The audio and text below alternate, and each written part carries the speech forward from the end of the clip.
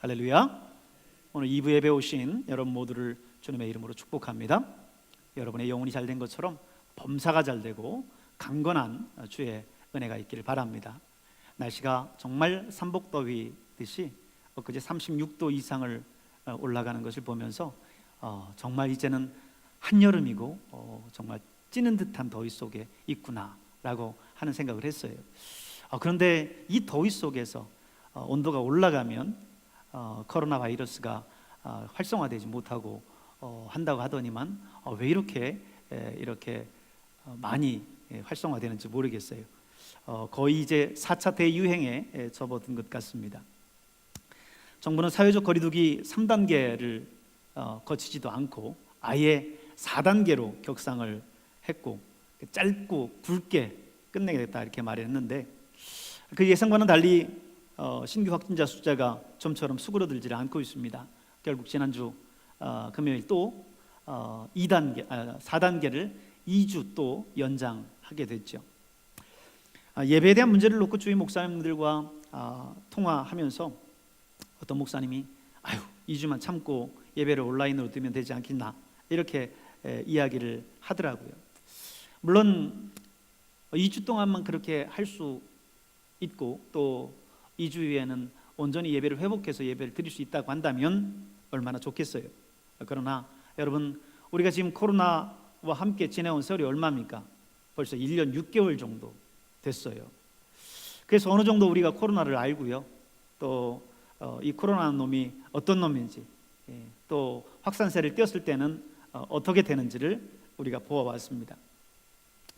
제가 지난 1년 6개월 동안 코로나가 어떻게 확산됐는지, 각 지역으로 확산된 어떤 추이를 지켜본 것은 아니고 얼마만큼 이렇게 확진이 돼서 사회적 거리두기 단계, 방역 단계가 어땠는지 이런 내용들과 더불어서 우리 교회가 그동안 어떻게 예배를 드렸는지, 주일 오전 예배, 오후 예배, 수요 예배, 금요 예배, 새벽 예배, 목장 예배 각각 어떻게 예배를 드렸는지, 온라인 예배로 드렸는지 아니면은 가정 예배로 대신했는지 이런 내용들을 1년 6개월치를 쭉 제가 다 체크를 해봤어요.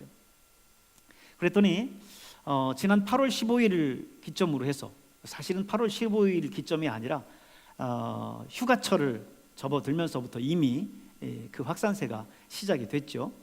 근데 어쨌든 8일을 기점으로 해서 약 6주 동안을 전면 한국교회에 온라인 예배를 요구를 했었습니다. 6주 동안을 그렇게 했어요. 그리고 3차 대유행 때, 3차 대유행이 언제 됐었는지 여러분 기억하십니까? 작년 12월 중순이었습니다. 그래서 크리스마스, 성탄절 예배도 우리가 온라인 예배로 이제 비대면으로 드리라고 얘기했었던 거를 우리가 1, 2, 3부로 나누어서 예배를 드렸었죠. 그때 이제 시작으로 해서 저희가 1, 2, 3부로 예배를 드렸었습니다. 작년 12월 중순부터 이렇게 3차 대유행이 시작되고 사회적 거리두기는 2.5단계를 선언하면서 4주 동안 전면 비대면 예배만을 허용한다. 다시 말해서 대면 예배는 전면 금지한다 이렇게 이야기하면서 시청이나 구청에서 공무원들이 나와서 예배 드리나 안 드리나 이런 것들을 점검하고 돌아가곤 했습니다. 그리고 나서 이 2.5단계는 거기서 끝난 게 아니고 이후 6주 동안 또 추가적으로 계속해서 이어졌어요. 대면 예배가 이루어지지 않자 한국교회에서 계속해서 불평을 하고 하니까 이제 좌석수 대비 10% 이내에서 드릴 수 있도록 그렇게 허용을 해줬습니다. 어쨌든 2.5단계는 3차 대유행 때 11주를 갔어요. 자, 생각해 보십시오. 8월 15일 2차 대유행 때 6주 동안 갔습니다. 그리고 3차 대유행이죠. 3차 대유행인 12월 성탄절 즈음에서 2.5단계가 11주 가까이 계속됐습니다. 그렇다고 한다면 지금 이 4차 대유행이라고 하는 이 4차 대유행 때 단 2주 만에 그것이 끝날 수 있을까요? 제가 그래서 지난주에 말씀을 드렸잖아요. 이게 2주에 끝날 일이 아니라고 이렇게 말씀을 드렸습니다. 그래도 한국 교회는 나름 방역을 위해서 최선을 다했습니다. 정부에서 요구하는 그런 방역 지침에 열심히 따랐죠. 한국의 여론이 마치 코로나의 발생지가 교회인 것처럼 그렇게 몰아가도 그 숱한 비난 속에서도 한국 교회는 어느 시설보다도 열심히 방역에 앞장서 왔습니다. 그래서 지난번에 한교총 회장이었었던 소광석 목사님이 그런 말씀을 했다라고 그랬죠. 언제까지 한국 교회의 희생만을 강요할 것인가? 언제까지 한국 교회의 희생만을 강요할 것인가? 왜? 사회의 어떤 그 시설보다도 이번 코로나19로 인해서 어려움을 겪었었던 시설이 있다라고 하면 그것은 단연코 교회일 겁니다. 그런데 정부는 교회에 대해서 계속해서 대면 예배를 금지하면서 여러 가지 예배에 대한 제한을 두고 있어요. 그러니까 소광석 목사님이 이제 그러는 거죠. 코로나 1년 6개월을 왔는데도 아직 이 코로나의 종식을 이루지 못하고 있는데 언제까지 한국 교회에만 대면 예배를 금지시킬 것이냐라고 하는 겁니다. 사실 이 한국 교회가 이 코로나19 이후 참 많은 어려움을 겪었어요. 지난 1년 6개월 동안 수많은 교회들이 문을 닫았습니다. 여의도 순복음교회는 여의도 땅을 팔았다라고도 하고, 또 작은 교회들은 월세와 관리비들을 내지 못해서 문을 닫았습니다. 연초 통계에 의하면 한 단체에서 행사를 위해서 회원교회 1만여 교회에 연락을 했는데 300여 교회가 문을 닫았더래요. 하나의 샘플이 된 거죠. 만 교회 가운데 300여 닫았다라고 하는 겁니다.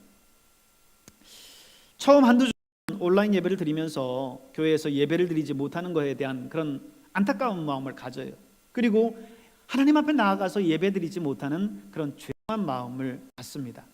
그런데 얼마 지나고 나서는 대면 예배를 드리지 못해도 전혀 우리의 마음에 그런 마음이 들지를 않아요. 이제는 대면 예배를 할 수 있음에도 불구하고 대면 예배에 나가지도 않습니다. 스스로 코로나 때문이다라고 하는 위안을 삼습니다. 그나마 몇 주는 온라인으로라도 예배를 드렸는데 그 이후에는 이런저런 이유로 아예 예배도 안 드리는 성도들이 이제는 늘어나고 있어요. 처음에는 온라인으로 예배를 드려야 된다고 하니까 온라인으로 드렸어요. 근데 불편하거든요. 처음 교회에 와서 예배 드리는 것 같은 그런 감동과 은혜가 없거든요. 그러니까 몇 주 드리고 나서는 그 다음부터는 아예 예배조차 드리지 않는 겁니다. 그리고는 코로나 때문이다 라고 스스로를 위로한다는 거죠. 제가 지난주에도 말씀드렸죠. 이게 한두 주에 끝날 일이 아닙니다. 물론 이번 4차 대유행도 어찌되었든 간에 얼마가 걸리든 간에 또 끝나긴 끝나겠죠. 그러나 저는 그런 생각이 들어요. 이 땅에 코로나가 과연 완전 종식이 올까? 코로나가 완전히 지구상에서 사라지는 그런 완전 종식이라는 게 올까라고 하는 의구심이 듭니다. 벌써부터 코로나의 종식을 선언했었던 나라들에게서 다시 코로나의 재확산 소식들을 듣지 않습니까? 당장에 우리나라부터가 그렇지 않아요? K방역이라고 하는 코로나 방역의 모범 국가였습니다. 그런데 4차 대유행을 맞았습니다. 중국은 확진자가 없다 이렇게 이야기했는데 지난 23일 난징에서 집단 감염이 또 일어났습니다. 무증상을 포함한 80여 명의 신규 감염자가 발생했어요. 최근 코로나 확산의 주요 원인은 변이 바이러스입니다. 변이 바이러스. 인도에서 발생한 델타 변이라고 하는 거 있죠. 이 델타 변이는 이전 코로나 바이러스와 달리 그 감염자의 몸속에 바이러스의 숫자가 1000배 내지는 1200배 많다는 거예요. 그래서 이 델타 변이의 확산 속도가 훨씬 빠른 겁니다. 미국은 델타 변이 감염자의 비중이 83%나 된다라고 해요. 최근 우리나라에도 이 델타 변이 감염자가 점점 늘어나고 있습니다. 지금 이제 전 국민이 코로나 백신을 맞고 있죠. 저도 50대이기 때문에 접종 예약 신청을 해놨어요. 그래도 8월 중순이나 돼야 그때 맞을 수 있을 것 같아요. 조속히 전 국민이 백신 접종을 마치고 집단 면역을 형성해야 안심할 수 있을 것 같아요. 그런데 사실 이제 40대에서 20대까지 전 국민이 맞으려면 언제쯤 이게 끝날지 모르겠습니다. 하지만 전 국민이 백신을 다 맞는다라고 해도, 집단 면역을 형성했다라고 하더라도 이거를 우리가 안심할 수 없는 게, 이스라엘의 예를 보면요, 전 국민 백신 접종을 마쳤다고 일찍이 선포를 하고 마스크까지 다 벗었어요. 그런데 이제 여러분 돌파 감염이라고 하잖아요. 백신을 맞았는데 면역이 형성되어 있는데도 불구하고 감염이 되는 거예요. 이 돌파 감염 때문에 결국 이스라엘도 다시 이제 마스크를 쓰기 시작했습니다. 그렇기 때문에 지금 전 국민이 백신을 다 맞았건 아니면 지금 맞지 않았던 간에 우리 개인이 먼저 마스크를 철저히 하면서 개인 방역을 철저히 해야 되는 거예요. 개인 방역이 우선시 돼야 되는 겁니다. 그렇기 때문에 우리가 이 개인 방역만 철저히 한다면 오늘 우리의 일상생활들을 해나갈 수 있어요. 일상생활을 모든 것을 다 멈추고 할 수 있는 것은 아닙니다. 예배도 마찬가지죠. 무조건 예배를 금지한다라고 해서 되는 게 아니에요. 지금껏 한국교회의 예배를 금지시켰으면, 그렇게 예배를 금지시켰으면 코로나가 끝났어야죠. 한국교회가 코로나의 발원지라고 그렇게 한다고 한다면 끝났어야죠. 근데 그게 아니잖아요. 방역을 철저히 해야지 예배를 금지하는 거, 그것은 근본적인 게 아닙니다. 무조건 예배를 안 드린다고 해서 될 일이 아니에요. 따라서 정부가 예배 금지라고 하는 그런 행정명령을 남발해서는 안 되고 오히려 그럴 시간과 열정이 있으면 방역에 더 철저히 앞장서 나가야 됩니다. 어떻게 하면 더 방역을 철저히 할 수 있을 것인가라고 하는 방역을 협조하도록 해야 되는 거죠. 예배는 기독교의 핵심적인 종교 행위예요. 이것을 무작정으로 물리적으로 금지시킨다고 해서 되는 것이 아닙니다. 우리 역시 정부가 예배를 금지한다고 해서 무조건 따르는 것은 옳지 않습니다. 이것이 과연 하나님의 뜻에 맞는가를 우리가 봐야 되는 거예요. 그리고 나서 우리가 거기에 따르고 안 따르고 하는 것이지, 정부에서 무조건 예배드리지 말아라 라고 한다고 해서 그것을 따르는 것은 여러분 옳지 않습니다. 하나님의 뜻에 맞지 않는 것임에도 불구하고 정부가 요구한다고 그것을 듣는다고 한다면 그 사람은 정말 하나님의 사람인지 다시 한번 물어볼 필요도 있어요. 다니엘은 다리오 왕 때에 그를 시기하는 많은 그 신하들이 다니엘을 이제 축출하기 위해서 왕에게 한 가지 금지 명령을 내리게 합니다. 앞으로 30일 동안 왕 외에 다른 어떤 신에게나 사람에게 절하면 그 사람을 사자굴에 넣게 해 주십시오 하고 이 금령을 만들도록 해요. 그러나 다니엘은 이 모든 것을 알고도 예루살렘을 향하여서 하루 3번 기도하기를 멈추지를 않습니다. 로마 시대 도미티아누스 황제 때, 그때는 범국가적으로 기독교인들을 박해했어요. 우리가 기독교를 박해했었던 로마 황제들 하면 제일 먼저 네로 황제가 떠오르죠. 네로 황제는 그의 사이코적인 그런 성향으로 개인적으로 기독교인들을 핍박했었던 것이지만, 이 도미티아누스 황제 때에는 국가에서 조직적으로 크리스찬들을 핍박을 했습니다. 하지만 그런 핍박 하에서도 그리스도인들은 예배를 멈추지 않았어요. 그 신앙을 멈추지 않고 그들은 지하 깊은 동굴까지 들어가서 카타콤이라고 하죠. 그곳에서 하나님 앞에 예배해 나갔습니다. 기독교는 핍박 속에서도 예배를 포기하지 않았고 계속해서 이어왔어요. 어떤 분은 그렇게 얘기할 거예요. 아니, 온라인 예배 드리지 않습니까? 온라인 예배는 부수적인 거고 함께 병행하는 것이지 이것이 대면 예배를 대신할 수는 없어요. 이 대면 예배에는 예배를 이루는 구성 요소들이 있습니다. 근데 정부에서 무슨 신학을 전공한 것도 아니고 그들이 목회자인 것도 아니고 기독교인 교계 관계자들과 긴밀한 그런 대화를 나눈 것도 아니면서 마음대로 예배를 제단을 해요. 박수 치지 말아라, 큰 소리로 내서 찬양하지 말아라, 기도하지 말아라, 그리고 성가대는 안 된다, 혼자 독창은 된다. 자기들 마음대로 예배를 제단을 합니다. 그러나 여러분, 그런 예배들은 온전한 예배가 될 수는 없어요. 그런데 정부는 이 예배가 온전한 예배인 양 기독교의 이 대면 예배를 금지하고 비대면 예배만을 강조하고 있습니다. 우리 기독교 역사를 보면 예배를 포기하면 모든 것이 무너집니다. 어쩌면 사단은 마지막 때를 살아가는 우리 크리스천들에게 이 예배를 멀리할 수 있는 방법을, 그들이 무너질 수 있는 그 가장 좋은 그런 아킬레스건과 같은 그런 부분들을 이제 예배로 잡고 그렇게 핍박하고 있는 겁니다. 한국 헌법학회장이었었던 김학성 교수님, 이 김학성 교수님은 지난 23일 지난주 금요일이죠. 23일에 예배 금지에 대한 헌법 소원을 냈습니다.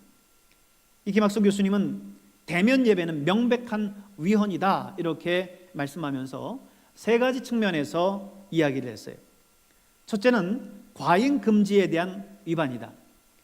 예배를 금지하는 것은 숫자를 어느 정도 제한하고 거리 두기를 요구하고 하는 것은 할 수 있지만 대면 예배를 전면 금지하는 것은 다른 방법이 있음에도 불구하고 교회를 과잉 금지하는 거다라는 겁니다.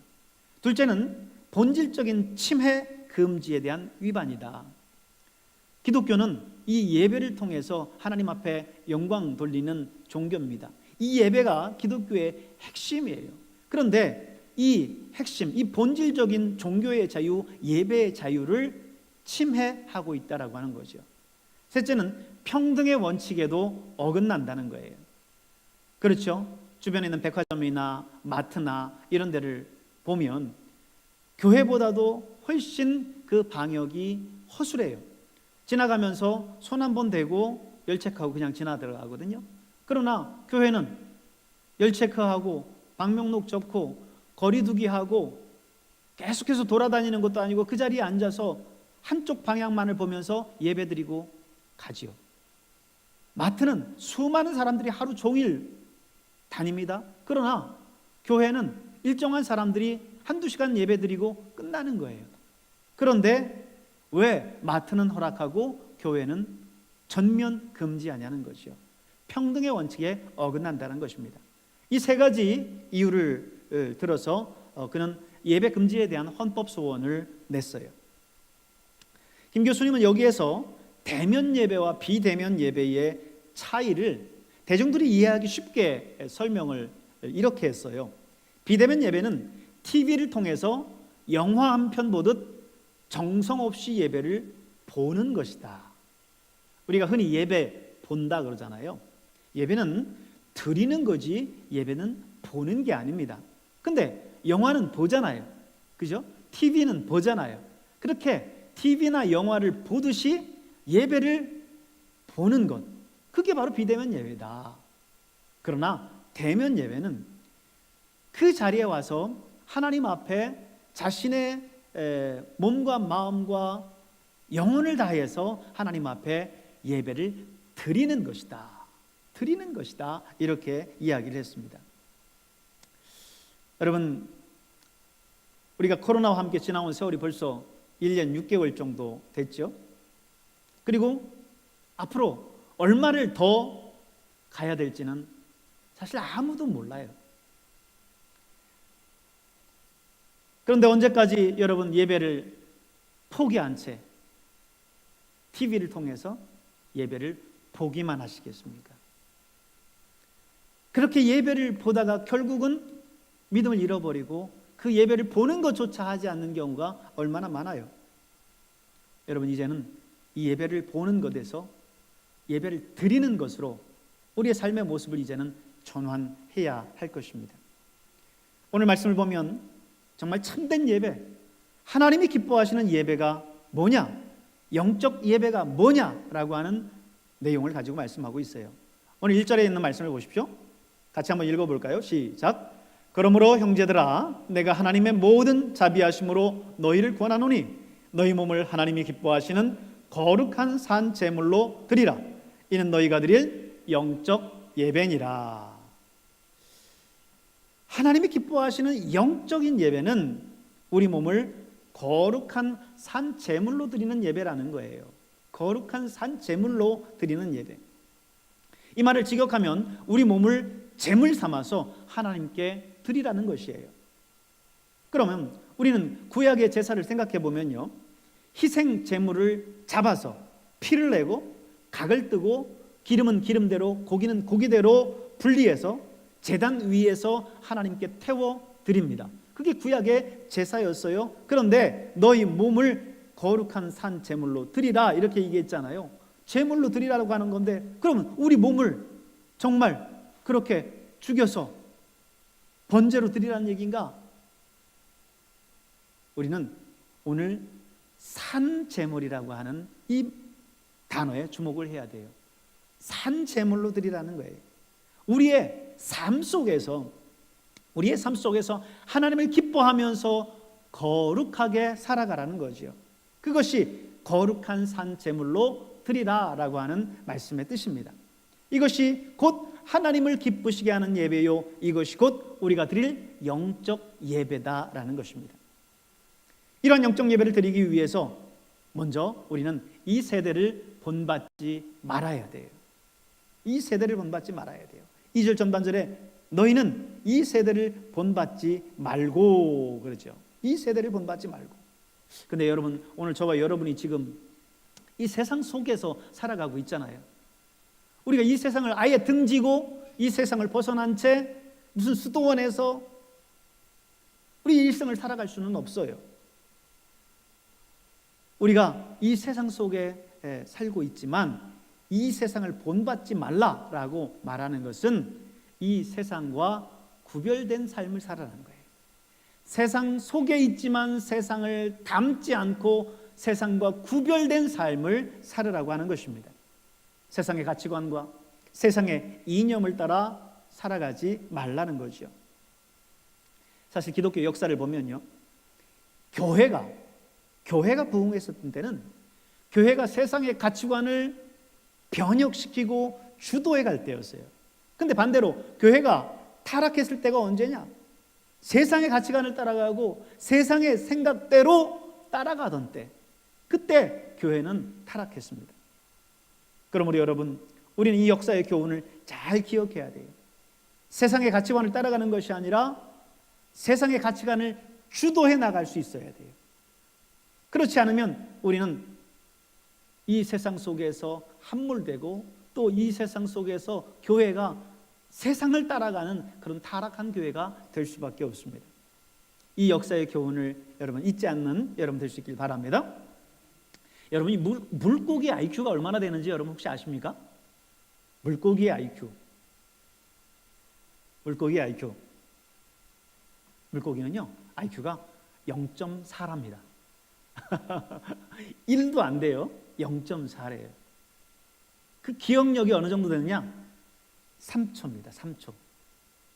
그래서 여러분 낚시할 때 보면 물고기가 와서 미끼를 딱 물고 그래서 낚시꾼이 탁 채가지고 꺼내려고 하는데 그만 놓쳤어요. 그래서 다시 낚싯대를 던졌는데 조금 전에 미끼를 물었었던 그 물고기가 똑딱 똑딱 똑딱 3초가 지나더니 또 그 미끼 앞에 와가지고 야, 맛있는 먹이가 여기 있구나 하고 냉큼 또 문다는 거죠. 기억력이 3초밖에 안 되니까. 여러분, 교회의 그 역사 속에서 우리에게 주는 이 교훈을 우리는 잊지 말아야 돼요. 우리는 잊지 말아야 돼요.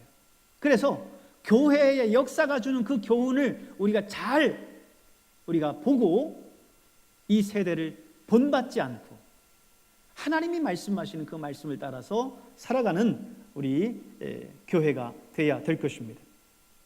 아합 왕 때 엘리야가 갈멜산 꼭대기에다가 제단을 만들어 놓고 거기서 850인의 바알과 아세라 선지자들과 함께 하늘에서 불내리기 시합을 하죠. 영적인 대격돌을 하는 거예요. 여호와가 참된 하나님인지 아니면 바알과 아세라가 참된 하나님인지 한번 내기를 해보자 하고 거기서 불내리기 시합을 하는 겁니다. 근데 그때 모든 사람들이 여호와를 떠나고 그 하나님을 믿는 그 선지자들은 다 이 이세벨에 의해서 잡혀 죽고 다 숨어 있는데 백성들도 바알과 아세라를 섬기면서 살아갑니다. 하나님의 사람, 하나님의 선지자가 거기에서 불내리기 시합을 하면서 백성들을 향해서 일침을 가해요. 뭐라고 얘기합니까? 열왕기상 18장 21절에 보니까 엘리야가 모든 백성에게 가까이 가서 말하기를 뭐라고 말해요? 너희가 어느 때까지 둘 사이에서 머뭇하려느냐? 여호와가 만일 하나님이시면 그를 따르고 바알이 만일 하나님이면 그를 따를지니라. 너희가 어느 때까지 바알과 여호와 하나님 사이에서 머뭇하려느냐? 이쪽에도 끼웃거리고 저쪽에도 끼웃거리고 한쪽 발은 바알에게 한쪽 발은 여호와에게 담그고 이것도 아니고 저것도 아닌 그 상태로 어느 때까지 그렇게 신앙생활을 하려느냐 하면서 백성들을 향해서 일침을 가해요. 여러분, 오늘 우리의 모습 역시 다르지 않지요? 한쪽 다리는 세상에, 한쪽 다리는 하나님에게 두고는 그렇게 신앙생활을 해요. 왜?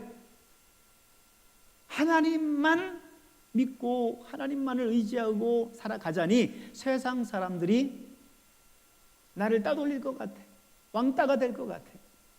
그러니까 은근슬쩍 세상에도 발한짝을 놓고 세상에만 있자니 그래도 일말의 양심은 있어서 하나님 앞에 혼날까 봐, 하나님 앞에 벌 받을까 봐, 왠지 세상에만 있다가는 지옥 갈 것 같으니까, 그러니까 하나님한테도 살짝 발은 디뎌놓고 그렇게 살아간다는 거죠. 오늘 저와 여러분의 모습이에요. 갈멜산 위에 있었던 그 이스라엘 백성들의 모습은 오늘 이 시대를 살아가는 저와 여러분의 모습이라는 거예요.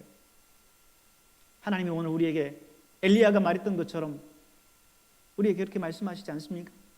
너희가 어느 때까지 세상과 하나님 사이에서 머뭇하려느냐? 오늘 우리에게 주시는 하나님의 음성입니다. 인생은 선택의 연속이라고 하죠. 신앙생활도 그렇습니다. 우리가 세상을 향하여 귀를 기울일 것인가? 하나님을 향하여 귀를 기울일 것인가? 우리가 이 세대를 본받을 것인가? 아니면 하나님을 본받을 것인가? 끝없는 선택의 연속이에요. 여러분, 바른 선택을 하면서 살아가시길 바랍니다. 우리가 영적인 예배를 드리려면 2절 중간 부분에 보니까 뭐라고 했어요? 너희는 이 세대를 본받지 말고 오직 마음을 새롭게 함으로 변화를 받아라 그랬어요. 마음을 새롭게 함으로 변화를 받아라. 여러분, 이 세상에서 변하지 않는 게 뭐가 있을까요? 금, 은, 다이아몬드 이런 게 이제 그 변하지 않으니까 우리가 이제 보석으로 여기면서 그렇게 살아가죠. 그런데 저는 정말 이 세상에서 변하지 않는 것 중에 하나가 우리 인간, 사람의 마음이다 라고 생각할 때가 많아요. 목회하면서 정말 예수 믿고 변화되고 수많은 예배와 수많은 성경 공부와 기도를 통해서 그가 이제 예수의 사람으로 그의 인품도 성품도 바뀌기를 바랄 때가 많아요. 그런데 참 변하지 않는 것이 사람의 마음이에요. 정말 변화된 것 같았는데 또 어느 순간에 보면 또 옛날의 모습이 나와 있고 또 옛날의 모습이 남아 있어요. 그래서 때로는 이 사람이 정말 변할 수 있을까? 이런 생각을 갖습니다. 그러나 여러분, 성경은 우리에게 분명하게 이야기해요. 변할 수 있다라는 거예요. 고린도후서 5장 17절의 말씀에 보면 이렇게 말씀합니다. 그런즉 누구든지 그리스도 안에 있으면 새로운 피조물이라. 이전 것은 지나갔으니 보라 새 것이 되었도다. 예수 안에 거하면 새로운 피조물로 변화된다는 거예요.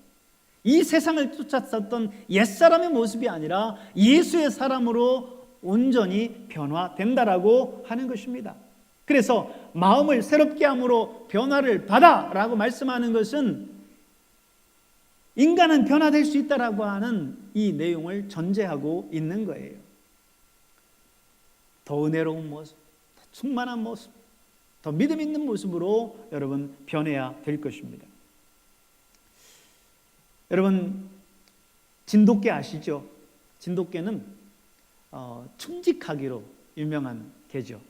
우리나라를 대표하는 견종 가운데 하나인데, 근데 이 진돗개는 참 용맹하고 주인에 대한 충성심이 강합니다. 그런데 이 진돗개를 안내견으로, 맹인 안내견으로는 사용하지 않는다고 그래요.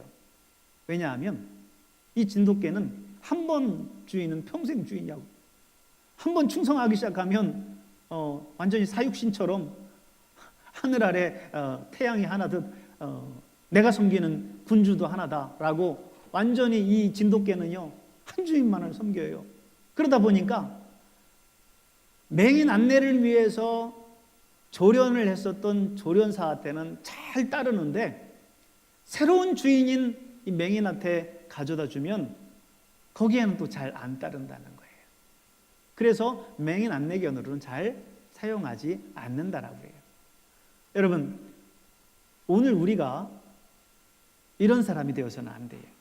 진돗개처럼 세상의 옛것, 우리는 원래 하나님으로 변화됐으니까 하나님으로 말미암아 우리가 변화됐으니까 그렇지, 이전에 옛사람의 모습, 정말 세상을 쫓았던 그런 모습이 있잖아요. 근데 그 모습을 이제는 버려야 돼요. 세상 주인을 섬기던 것을 이제는 버리고 새 주인이신 예수 그리스도를 우리가 섬겨야 돼요. 여러분 안에 이 예수님이 참된 예수님이 될 수 있기를 바랍니다. 세 번째는요, 하나님의 뜻이 무엇인지를 분별해야 됩니다. 하나님의 뜻이 무엇인지를 분별해야 돼요. 2절 후반절에 있는 말씀 우리 함께 다시 같이 한번 읽어보겠습니다. 2절 후반절에 있는 말씀. 너희는 이 세대를 본받지 말고 마음을 새롭게 함으로 변화를 받아 하나님의 선하시고 기뻐하시고 온전하신 뜻이 무엇인지 분별하도록 하라. 하나님의 뜻이 무엇인지 분별하도록 해야 된다는 거예요. 여러분, 우리는 매 순간 모든 일들 가운데서 하나님의 뜻을 분별하는 그런 삶을 살아야 됩니다. 그러기 위해서는 우리 안에 성령님과 긴밀한 교제가 있어야 돼요. 내 안에 성령님을 모셔드리고 그리고 그 성령님과 계속해서 친밀한 관계 속에서 그분과 교제할 때 하나님의 뜻이 무엇인지를 분별할 수 있어요. 그래서 기도와 큐티가 중요한 거예요. 기도와 큐티를 통하여서 우리는 하나님의 음성을 들을 수 있어요. 그 음성에 순종할 수 있는 거죠. 여러분, 사울의 이야기를 잘 아시죠? 이스라엘과 아말렉과 전쟁 중에 하나님은 사울에게 이런 명령을 하십니다. 가서 아말렉을 치되 그 모든 소유를 하나도 남기지 말고 다 진멸해라. 그게 남녀노소가를 불문하고 양이고 소고 어떤 짐승이고 간에 다 죽여라. 이렇게 명령했어요. 근데 사울이 가서 아말렉과의 싸움 속에서 승리했습니다. 근데 어이 이 살찐 소와 양들을 죽이자니 너무 아까운 거예요. 그래서 병들고 약한 것들은 다 죽이는데 살찌고 튼튼한 것들은 살렸어요. 그리고 다른 사람들은 다 죽이지만 그 아말렉의 왕 아각은 살렸어요. 그랬더니 하나님이 사무엘 선지자를 통해서 사울에게 말씀하기를 사무엘상 15장 22절에 이렇게 말씀하세요.